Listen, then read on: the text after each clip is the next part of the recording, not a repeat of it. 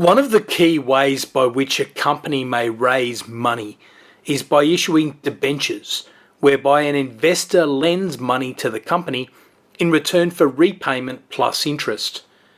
A debenture is typically secured so that in the event of insolvency, the debenture holder will rank ahead of any unsecured creditor.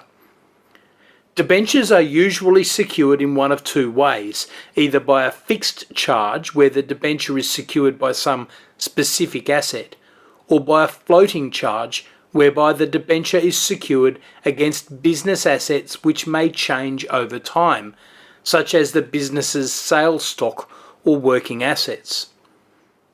In this case, a company called Collins and Simpson Limited created two debentures, each secured by a floating charge.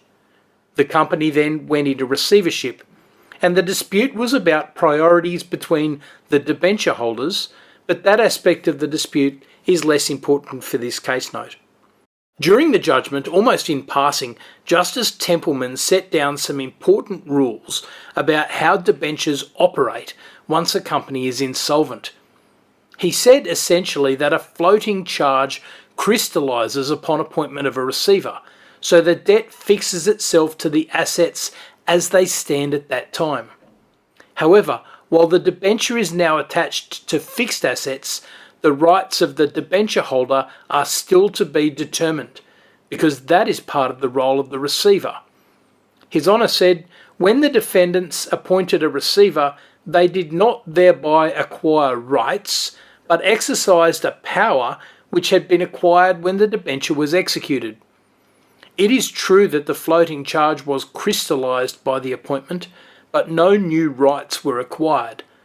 The debenture itself created an equitable charge on the assets of the company in favour of the defendants, and a licence to the company to deal with those assets in the ordinary course of business.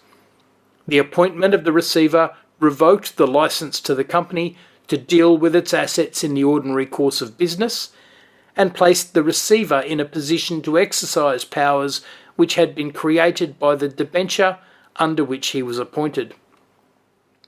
From this case we learn that if a debenture is secured by a floating charge, then upon the appointment of administrators, the floating charge crystallises and becomes a fixed charge, but the ultimate destiny of that charge remains in the hands of the administrators.